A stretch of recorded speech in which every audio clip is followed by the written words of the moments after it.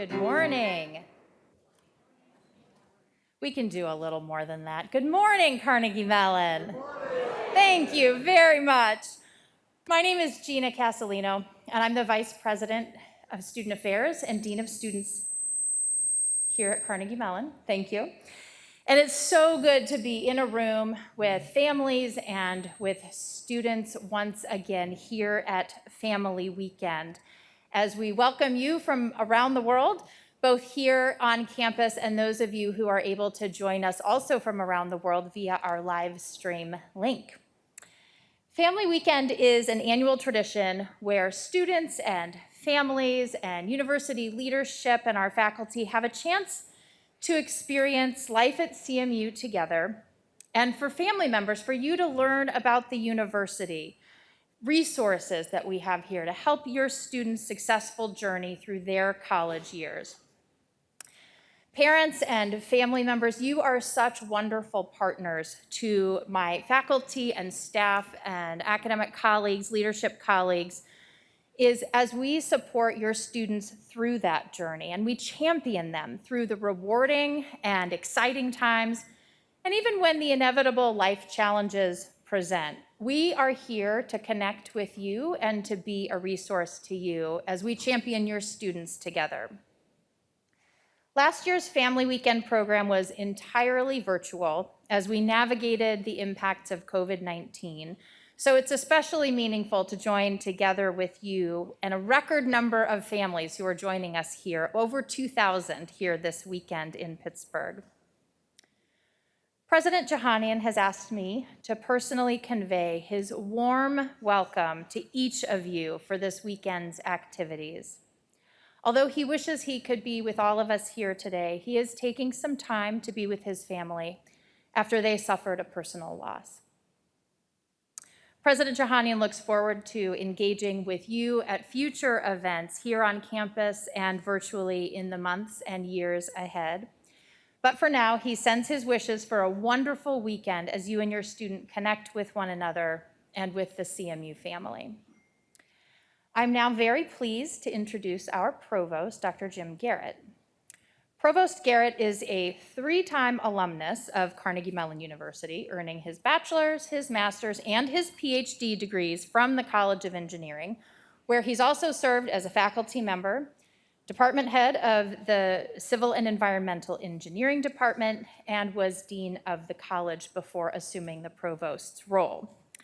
If that's not enough to say that he's Tartan through and through, Jim and his wife, Ruth Ann, who is also a Tartan alumna, are parents of 2 CMU graduates here at Carnegie Mellon, and he knows what it's like to sit in these seats that you all are here for. He is certainly somebody who knows and loves this place, and I know looks forward to sharing a bit with you about the university today and our plans for the future. So please join me in a warm welcome to Provost Jim Garrett.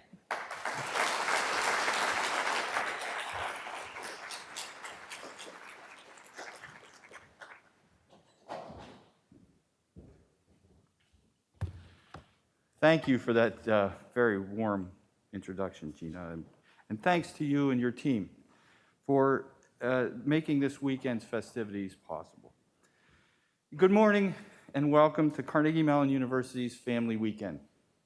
I hope you can see. It's hard to see. I'm smiling fully as I participate here. This is such an exciting morning. As Gina said, I'm the Provost and Chief Academic Officer here at Carnegie Mellon University, and it's so wonderful to have so many of you with us today to kick off Family Weekend. 2,000 families. That is just excellent. I would also like to acknowledge members of the university's senior leadership and administration in attendance and thank them for being here today as well. To the family members who are returning back to Carnegie Mellon, welcome back. And to those of you who are here for the first time, I truly look forward to having a chance to meet with you. And we are truly glad to have you with us here. I also want to extend a warm welcome to those who are watching from another location on campus or watching online. Thank you also for joining us. And finally, to our students. I'm sure you were all desperately cleaning your rooms right up until the time your family arrived. But now they're here.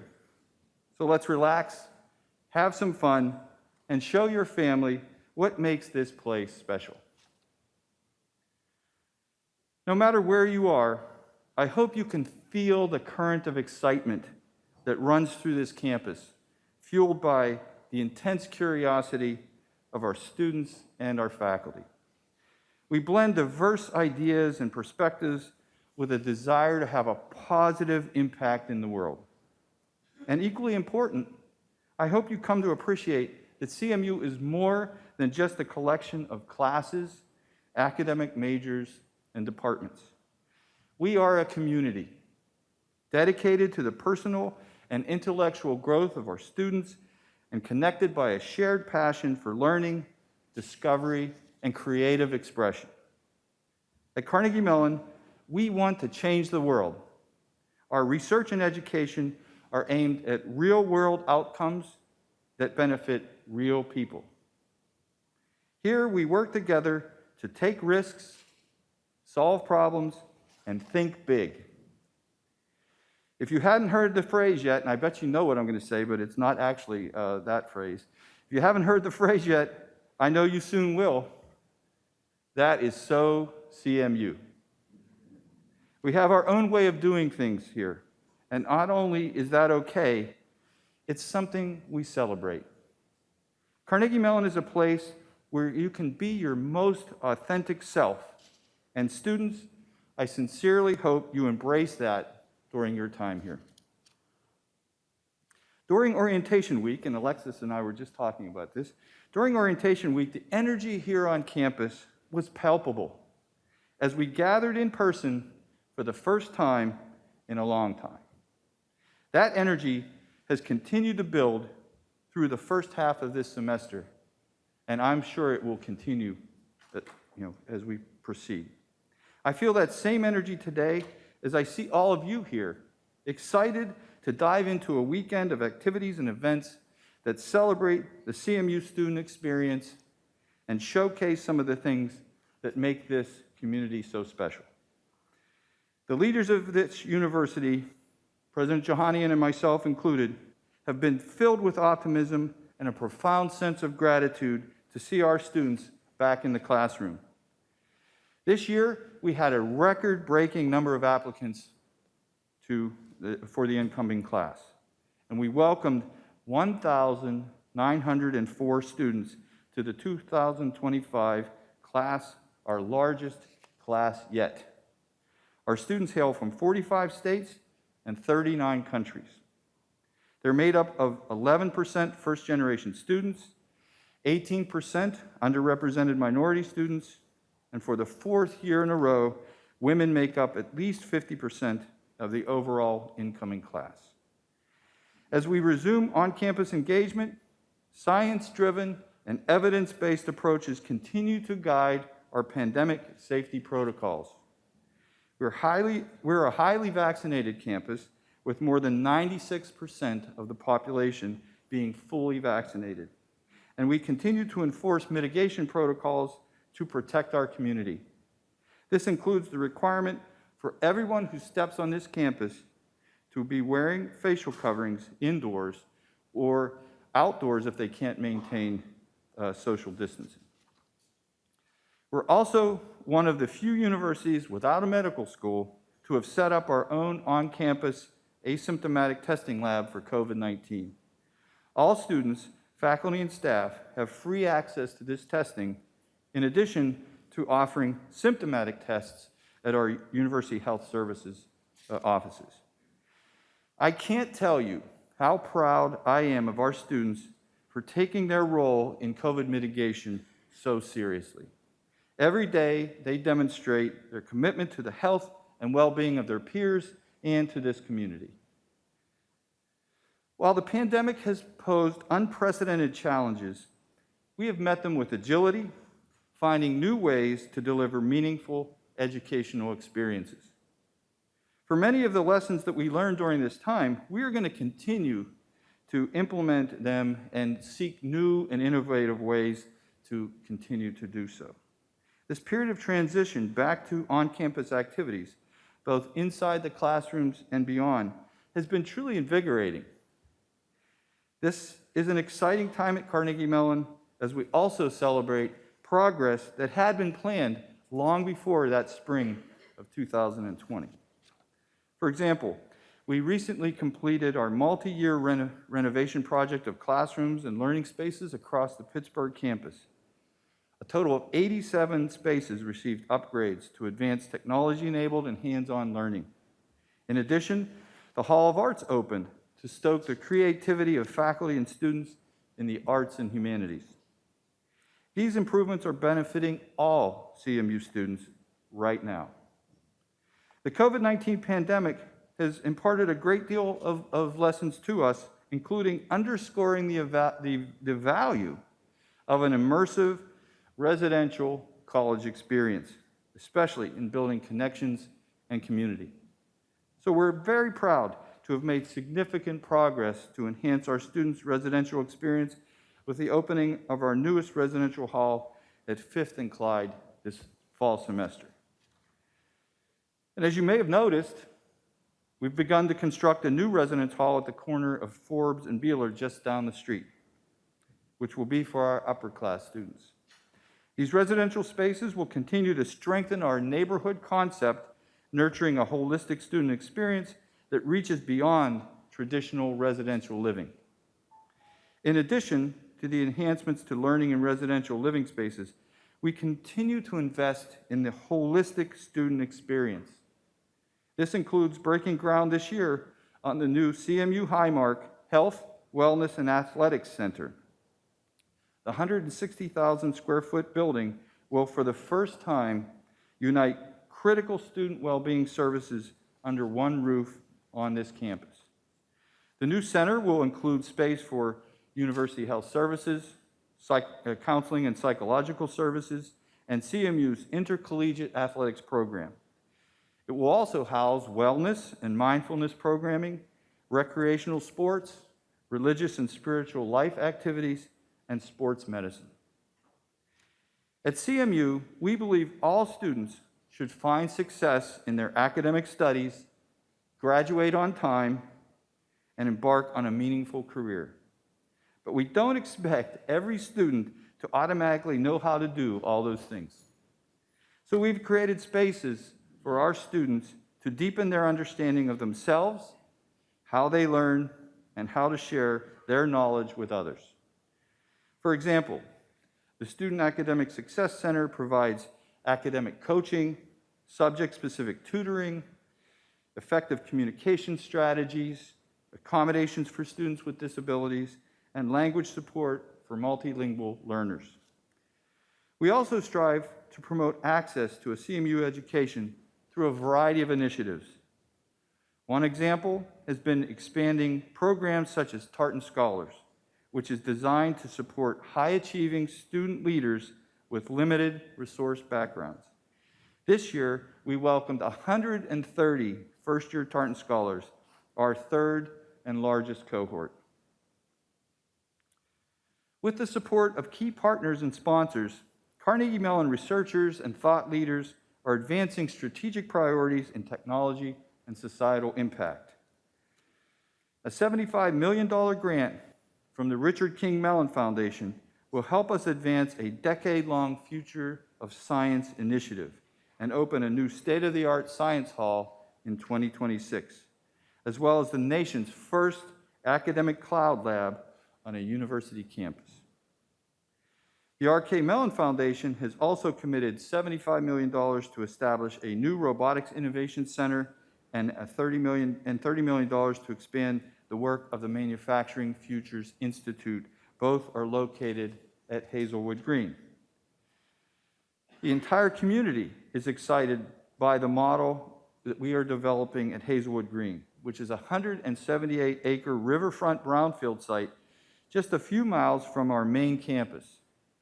Decades ago, that location produced more than 1 million tons of U.S. steel per year, powering Pittsburgh's economic engine. Today, CMU and partners across the region are transforming Hazelwood Green into a center for innovation and sustainable development.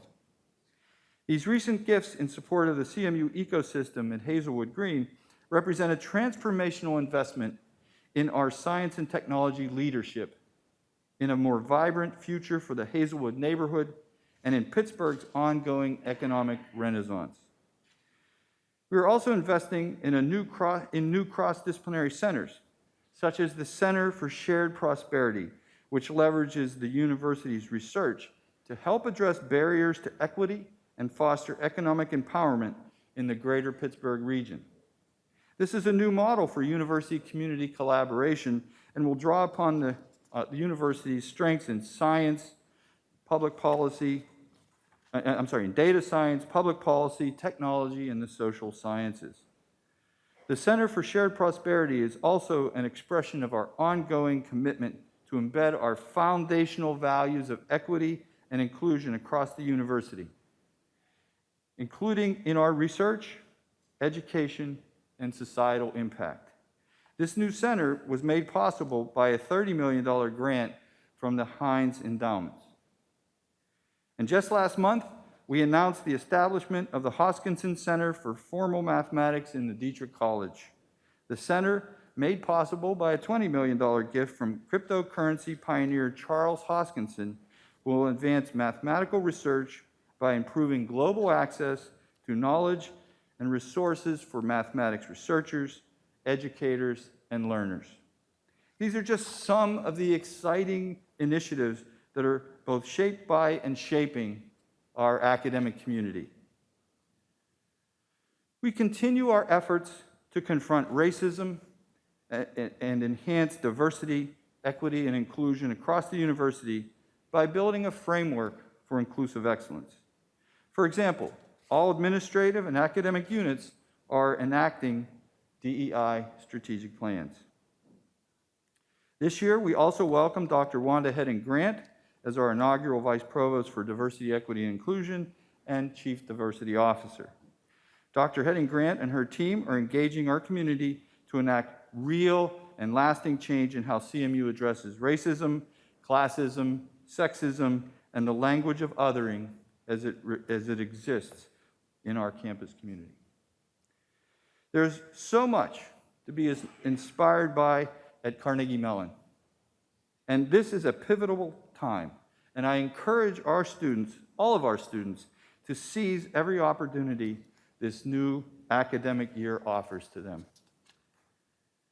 Once again, on behalf of the university's leadership, we are so glad that you are all here with us during this weekend to participate in this community and just to get a small taste of what CMU has to offer. I'd like to now welcome all participants in this moderated discussion to join me on stage, joined by moderator Julie Schultz, Associate Dean for First Year Orientation and Family Engagement. Thank you.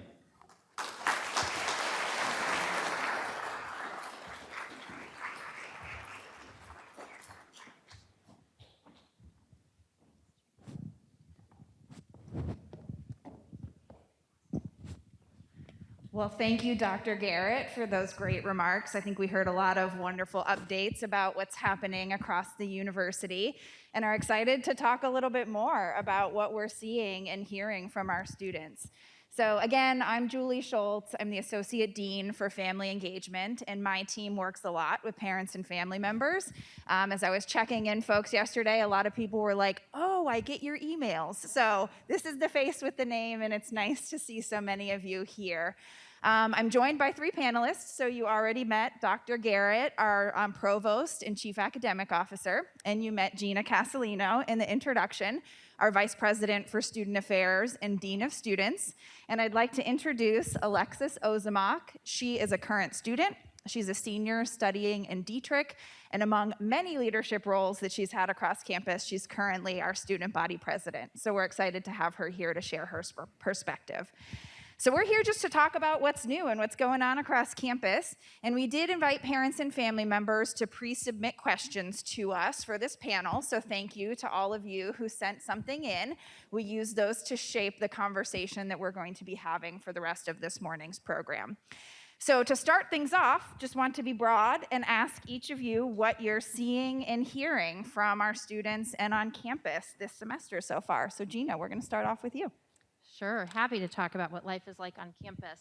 It has been such a joy to be able to be in community with our students who have been so eager to reconnect with one another. So whether it's our new first-year students or returning students, life is a buzz on campus. I think Jim introduced this in his opening remarks that you can walk out on the campus green any time of the day and see people doing everything from studying to sitting together in individual conversation about something meaningful to break dancing to singing to playing cricket to playing all sorts of Frisbee games. And I mean, it is just wonderful to see things come alive once again. And it's evident that, as Jim talked about, the residential college experience, although we did a tremendous job pivoting to being virtual and in hybrid mode last year, there's nothing like being in a room and in spaces with one another to advance our learning, to advance innovation, to do the research, to do the activities. I mean, it's just been so exciting to be back on campus with our students. Agreed. Thank you. Jim, what would you add? On? Is it on? Okay, thank you. Just to build on that, I had the opportunity, I don't get to teach much, but I had the opportunity to go into a classroom just on Thursday and speak to two different groups of students as part of a leadership course. And it just felt so good to be in that classroom with these students, seeing them, seeing their eyes, and it couldn't see their smiles, but I could tell that they were also enjoying being together. And this is something I've heard both from students and faculty, since the beginning of the semester, that while we were all a little nervous about coming back together in bigger groups, we were all even more excited about being together in our learning spaces, in the maker spaces, in labs, in research, working in research together. To me, that is the thing that I think is most palpable, is that we're all really glad to be back together. Great. And Alexis, what are you hearing from your peers? Yeah, so I guess even from a personal sentiment, I am a senior this year, so I am so incredibly excited to be spending my final year on campus with in-person learning and seeing all of my lovely CMU peers again. So I guess in reflections from both the orientation program and in my role as student body president, to echo similarly, people are really excited to be back. I think our learning experience, as rich as it was in virtual, there's nothing that makes up for engaging with your peers in a classroom or getting to go to in-person office hours or even just sitting with your friends down by the tennis courts on a beautiful afternoon. So I think people are really excited to be back, and we've actually seen a really positive shift in campus culture. I think CMU is definitely known for the grind and with our noses in the books all the time, but there has been a lot of moments for self-care on campus, and people are promoting taking care of not only ourselves, but one another, and spending time doing the things that we love on campus. Great, thank you all. So you all alluded to this as we're talking about our return to in-person, and obviously we're masked on stage and looking at a room full of masked guests, so the pandemic is still happening and still impacting campus. And we had a few questions in this space about what are we seeing related to COVID, our procedures, our cases, how we're planning for the continued future of the pandemic. So want to just get a sense about what you've observed as our return to in-person and how we're responding to the pandemic and any resulting challenges that we've seen so far this semester. So Jim, why don't we start off with you for this one? Great, thanks, Julie. Well, let me say that what I have seen from the start of the semester on is again, like I said in my comments, a really great response of the community to be, recognizing that we need to follow our mitigation protocols and keep, vigilant. And what that's allowed us to do is, continue to maintain a very positive trajectory in what's been happening in the classrooms. Early on, we had some students that were being diagnosed, and that was causing some students to have to not be in class. And our faculty showed a lot of flexibility in most cases to be able to help the students get through these these challenging early situations. And now it seems to be we're settling into the semester, and everybody's, as Alexis alluded to, is working hard and working on their courses. But I would point out that from the earliest days, we had mitigation plans as to if we had to pivot in a different way. My colleagues and I were working on a pretty rigorous schedule to always be thinking about what happens if this happens, what do we do if this happens, and how do we adjust the academic activities, and how do we not disrupt things more than we have to. And I would tell you that that's just a constant mode of our thinking, is to try to maximize the educational activity and benefits while also at the same time taking the community's health and well-being as our highest priority. Great, thank you. Gina, what would you add? Yeah, I have a lot of reflections on this.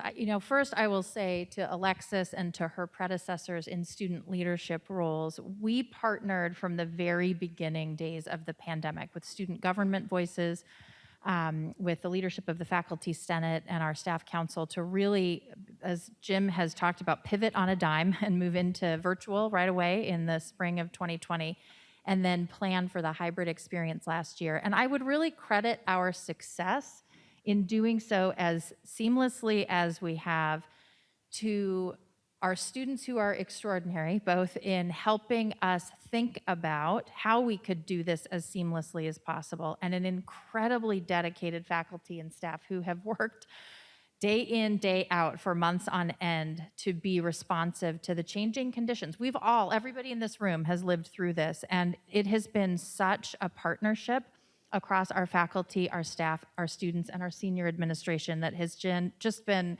it's been an honor to be a part of that process. With that as the backdrop, I'll offer a couple of other thoughts. We have a partnership we signed on with the local Allegheny Health Network, which is a very large healthcare, really just a huge organization here in Pittsburgh. And they quickly mobilized a COVID consultancy program with a team of physicians and public health experts, and they have been a group that we've consulted with sometimes weekly all throughout the pandemic. And every time we meet with them, we're one of their many clients that they're helping us with our continued response. They have been so impressed with how low our case counts have been, how compliant our community is, how high our vaccination rates are. To have a virtually fully vaccinated faculty, staff, and student community is extraordinary, and we're really proud of that. And I will say that I think people really understand the stakes, and they understand that to have the promise of the experience that Alexis talked about, we all have to do our part, and we have seen folks do that. The very last thing I'll say is, this year coming back to having the largest first-year class we've ever had at Carnegie Mellon, that wasn't planned. It was, pretty much more people said they wanted to come to CMU than we even expected would, based on all of our past algorithms and formulas. It's a wonderful story for Carnegie Mellon, but it was a large class, and we also had more graduate students say they wanted to come to Carnegie Mellon than ever. So that, coupled with, let's be honest, we're all a little rusty at being together in community with one another again, and there are supply chain shortages and shortages of labor, and it has not been the smoothest return, but it's been the happiest, it's been the most patient, it's been the most resilient, and I couldn't be prouder of what we've accomplished. And the things that we really needed to work through in those early weeks, I think we're gaining ground, and it's just really, it's been extraordinary to be a part of all of it, and grateful to the families who've trusted us to have your students be with us last year, for those who are returning students, and this year. Very bright days ahead for sure. Great, and Alexis? Yeah. So first, I really want to say how proud and honored I am to be representing a student body that has given their all and has shown such a compassion for our community and handling this COVID mitigation and wearing our masks on campus and doing our part to make sure that our community is safe. And I think it's no surprise to any of us that COVID has certainly been complex, And I'm really grateful for the role student government has been able to play in returning people back to campus, but also learning from our pandemic experience on how we can actually improve in person. So one of the initiatives student government just recently passed is an early course feedback. So typically we'll do feedback at the end of the semester for the professors as we go into the next.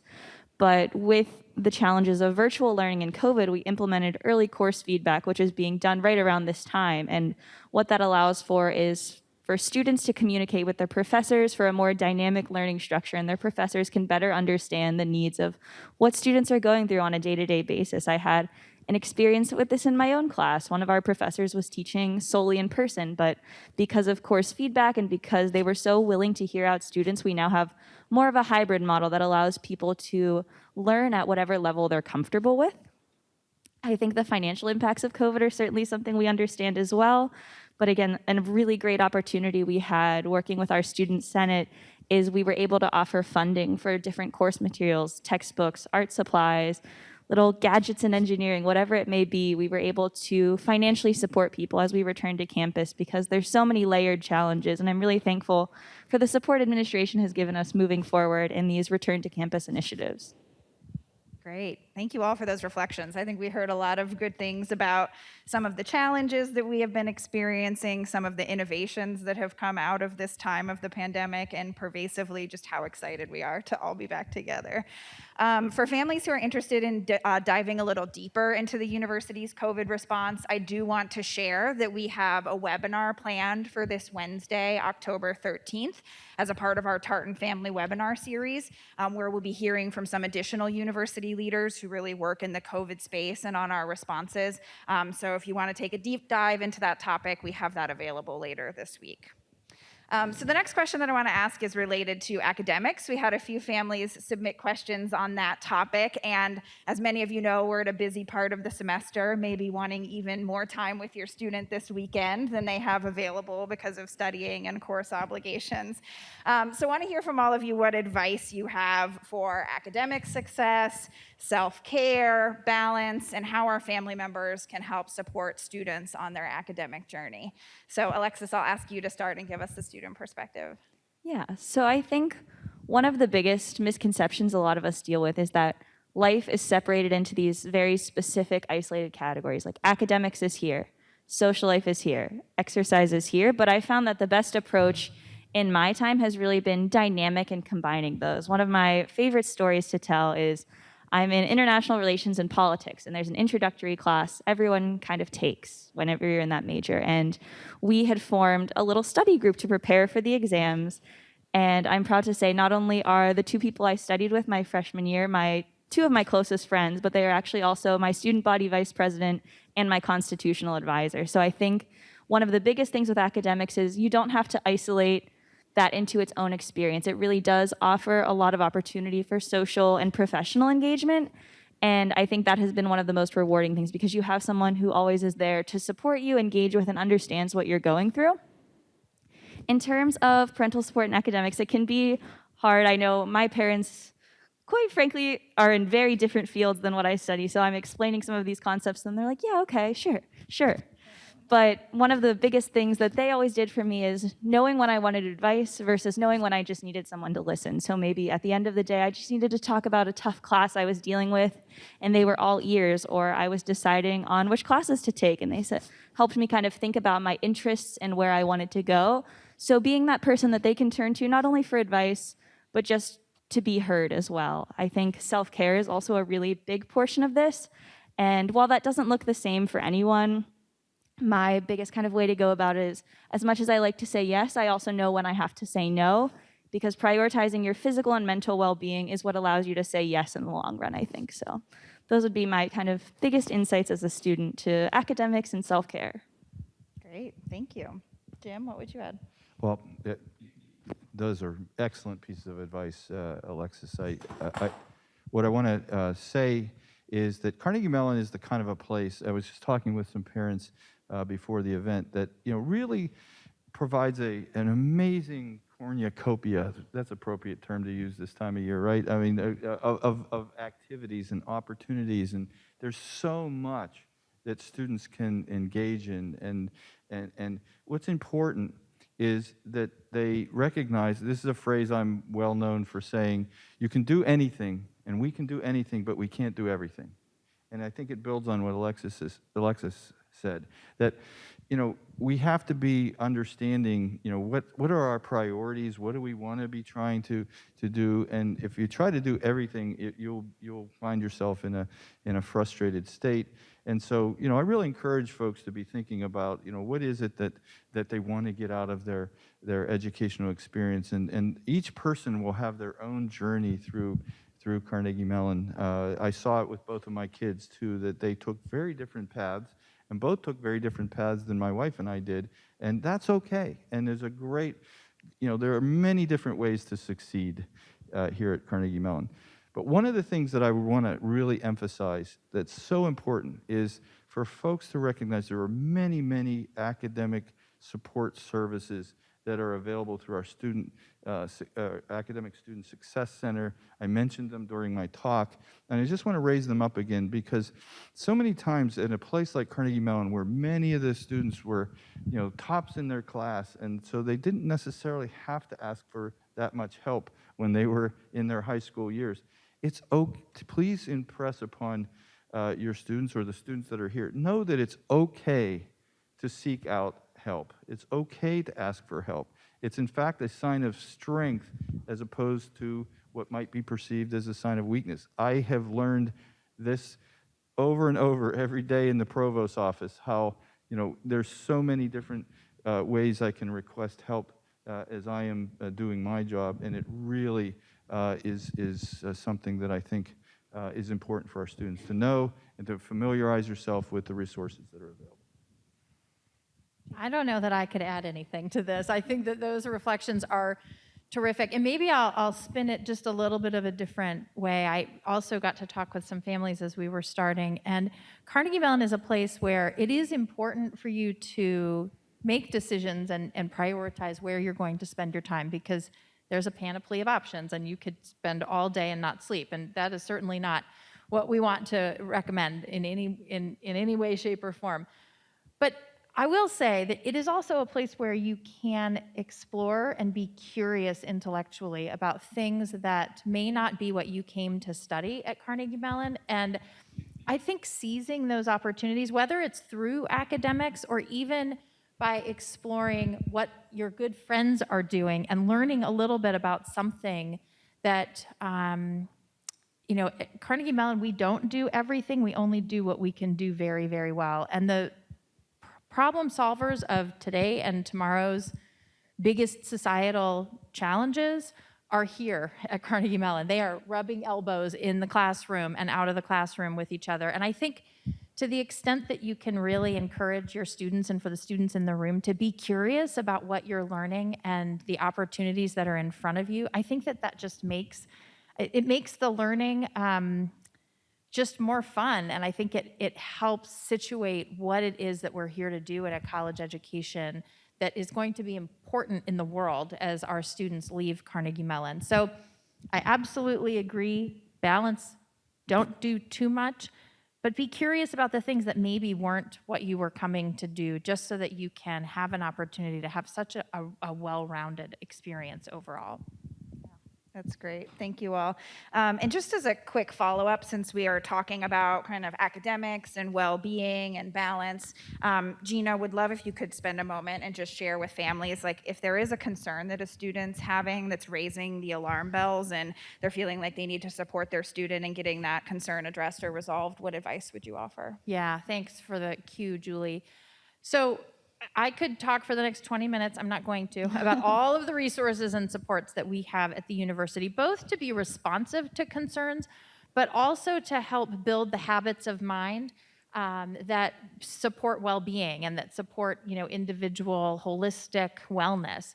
And there is no shortage of people and of programs and of resources and services that are here to help if there is a problem. So whether that is our wellness initiatives to practice mindfulness and build those practices, whether it is our recreational facilities to be strong in our bodies and be able to use that as a stress relief outlet, We have a wonderful counseling and psychological services team that Jim talked about earlier, who not only do individual and group therapy, but they also do skill building programs, really some of that upstream intervention work that we know can be really helpful in addressing the stress of the years that college can bring. It's natural to need help. It's natural to feel stress at certain times of the experience here, and to be able to lean on those resources is really important. So for students, the resources are many. You've got your house fellows, your college liaison, your academic advisors, your faculty who care so deeply about you, the Student Academic Support Resource Center. There's so many people here. But for families, if ever you see that signal and you are worried or concerned about a student and you just don't know where to turn, I'd encourage you to talk with your student, ask them what resources and services and supports they have sought out. But if you ever want to reach out to us because you're concerned, the Office of the Dean of Student Affairs, I've got a team of people throughout the Division of Student Affairs, but our office can be a one-stop shop where you can give us a call anytime and let us know that you need some help helping your student, and we'll partner with you and work together with you. Julie's a wonderful resource for general information and is always available as well. But if you want to funnel those concerns or any questions, you can call our office and the Office of the Dean. You can find our information on the website really easily, and we'll be absolutely there to partner with you in support of our students. Great, thank you. Wanted to make sure we offered those resources for families as well, so that's perfect. We had a couple of families ask us questions about career supports and resources and professional development. So the college years being a really important time and also a launch pad to whatever comes after, and so definitely interest in outcomes. So I'm hoping each of you can talk a little bit more about how students can make the most of their academic experiences and the career supports that we have available, recognizing we have students and families in a lot of different stages, right? So maybe our underclass students and families are more interested in internships and meaningful hands-on experiences, whereas our upper class students like Alexis are in the midst of the job search process or applying to graduate school and learning what's to come after Carnegie Mellon. So what advice do you have for our families as they help their students prepare for career and professional development? And Jim, we'll have you start off. Thanks, Julie. First of all, I think Carnegie Mellon, again, provides all of our students with many different kinds of experiences that I think are very helpful in, when you are, by chance interviewing for internships or jobs. And most often, those folks want to not necessarily hear about all the different courses that you've taken, but they want to hear about the projects that you've worked on, some of the extracurricular activities that you've had, the governance and leadership opportunities that you've had. So, while I said before that, you need to think about your journey and make sure your journey has stops along the way in these interesting maybe ways you weren't thinking that learning happens, but learning happens everywhere. It happens in your group projects with your fellow classmates. It happens in the on-campus job you may have. But these are going to all form the tapestry of your experience, so that when you do start to look for an internship or a job, you also know what kinds of activities you'd want to be engaged in, what kinds of organizations you might want to be thinking about. And then the last piece of advice I would have is, it builds off of what Gina recommended. Go to lectures, go to meetings that are being organized by student groups that might be bringing companies and different representatives onto campus. And take advantage of the different connections that Carnegie Mellon is creating on a daily basis with people in the community and companies from around the world. They're out there, and they're constantly interacting with Carnegie Mellon. And I think that, and then I'm sure Gina will talk about our Career Development Center, but to me, there are just a lot of different opportunities to have interface with organizations that provide internships and jobs. And let me end by saying they are hungry for Carnegie Mellon students to be in their programs. They really do want to see students from Carnegie Mellon as interns and as employees. Yeah, I would build on that to say, encourage your students and our students in the room, please engage early and often with the Career and Professional Development Center. We have a really unique approach at Carnegie Mellon with career consultants that are assigned by college. So each of the academic programs have dedicated career consultants who know the industry, who know the new industries, know the academic fields, and are positioned to meet and work individually as career counselors with our students to help explore interests, to identify strengths, to look at the tapestry of experiences that students have had, to help them hone their search for internship opportunities, for full-time opportunities, and for various experiences like research or thinking about graduate school. That's a dedicated team that's assigned by college to each of our students. And they partner really closely with our alumni relations team to help connect our students in with the vast alumni network. And we know today that the way that students advance in their careers is through their network. It's the foundational educational experience they've had, there's no question, but certainly experiences that then allow them to meet and connect with fellow individuals in their fields, but also with alumni in their fields is really important. And we have a wonderful partnership with Alumni Relations that help our students build that network to really help them be successful. So this is one that I could talk about for days, as I'm currently in the throes of full-time recruiting. So this has been quite a relevant topic for the past few months. So I would say one of the most important things that I did early on is to kind of echo similar sentiments, connect with alumni. They are so excited to talk to you, and just about any company you can imagine has a CMU alum working there who would be more than happy to share with you their experience, talk about potential roles within their organization, and really mentor you in whatever way you need. I am lucky to have connected with a few alumni in roles I'm interested in who have offered me nothing but support. They're willing to look over your resume, to help you perfect all of those interview skills. They're more than happy because it tends to be kind of a chain reaction of sorts where they had someone who mentored them and they continue to pass it down. And everyone just knows that it's a really awesome way to support one another. And then one of the things that I really want to highlight is don't be nervous if your timetable isn't the same as anyone else's.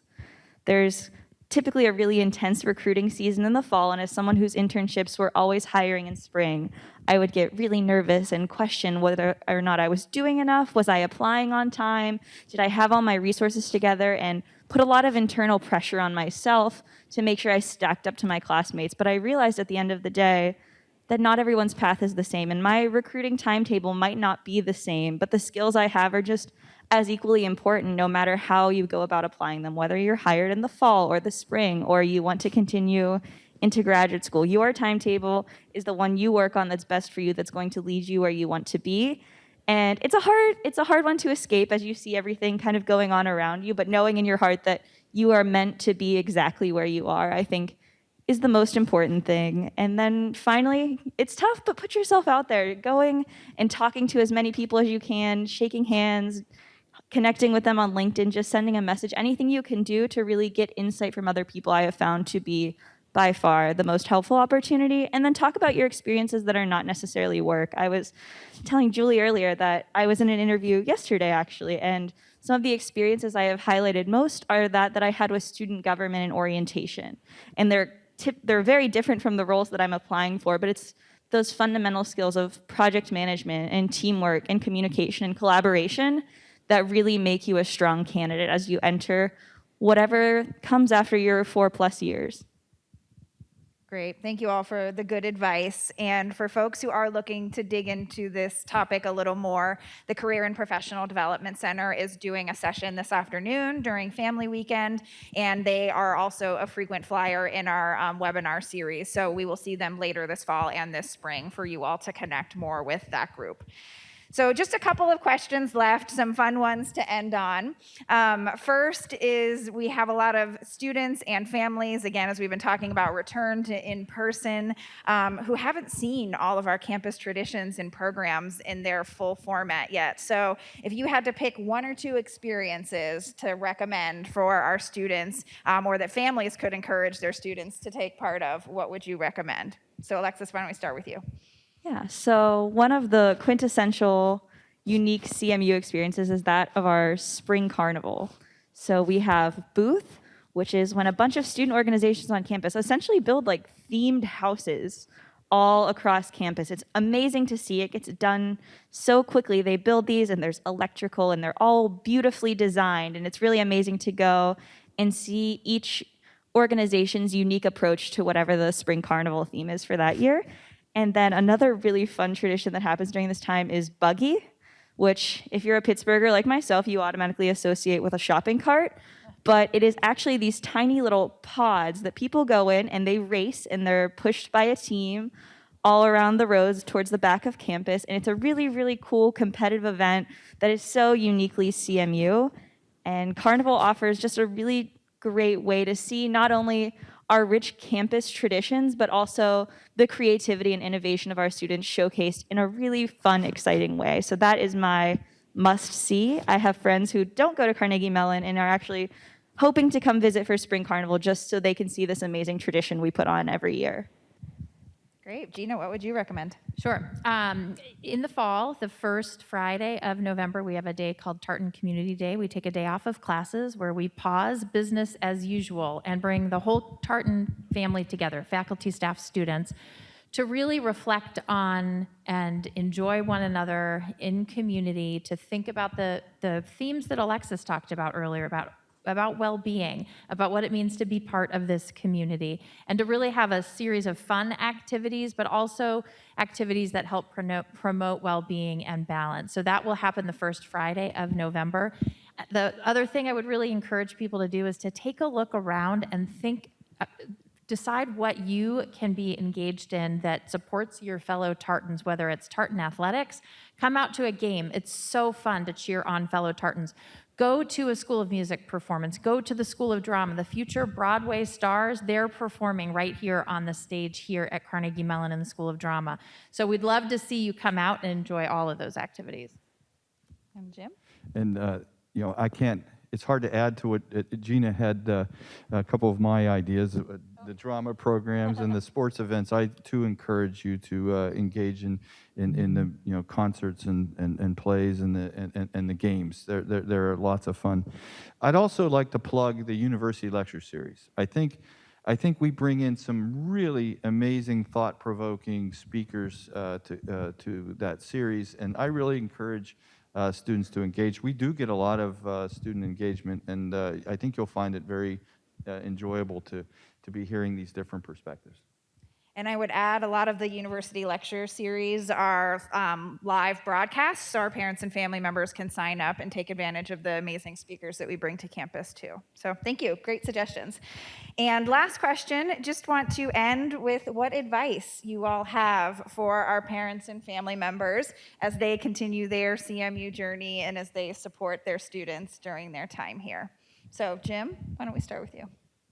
Thank you, Julie. The first advice is from a parental perspective would be to your student will say how challenging Carnegie Mellon is, and it's and the growth mindset is something I really promote. This idea that if we're not being challenged, we're really not learning. And so Carnegie Mellon is a place where those who have a growth mindset just thrive and have fun and really enjoy the challenge.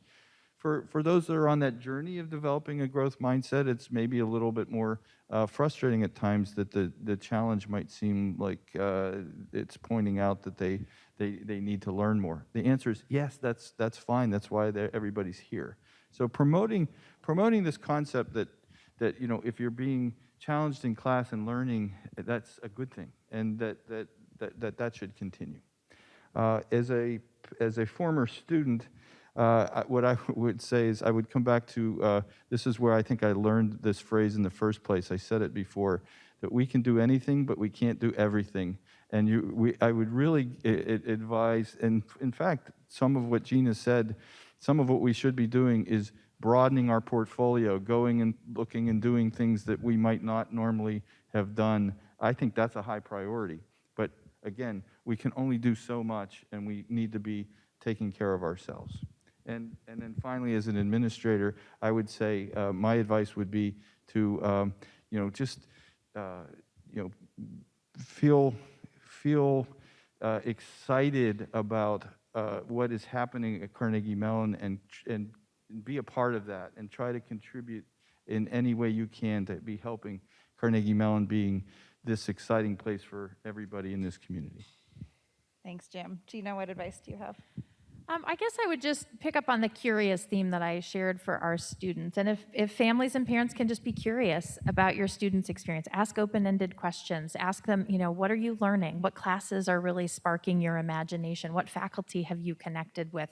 What are you doing socially? What events have you gone to? Just really inquire and let your students explore or share their exploration with you, and take your cues from them. They're in the stage of sort of building their independence and being able to chart their course. They still need you, and you can help reinforce the things that will bring them meaning and really help them thrive here at CMU. Alexis? So, as I'm sure you'll all hear from your students in a few years, the 4 years you spend at Carnegie Mellon absolutely fly by. I feel like freshman year was just yesterday. So, I think seeing them through that experience and then reminding them to take a breath every so often and just take in that college experience for all that it is, and thinking about in a few years how these memories are going to be the ones that they look back on. These are going to be those special moments in college. So enjoying them while they can, and really encouraging a holistic college experience, because I'm sure, as we all know, Carnegie Mellon has amazing academics, but a lot of my learning has taken place in the time that I spent with other student leaders or friends sharing new ideas that really inspired me to move forward in a different way. And spending time in some of our great Pittsburgh cultural offerings, whether it's the symphony or the theater, whether it's on-campus theater or even going downtown, encouraging those experiences to get out and not just learn about academics, but learn about themselves and the community we engage in, has been so rewarding for me, and something that I hope you can all encourage your students to take part in as well. Great. Well, thank you to these three so much for your advice, your perspectives, your updates. I think it's so helpful to hear from our university leaders, so really appreciate the time for the panel today. So please join me in a thank you and appreciation.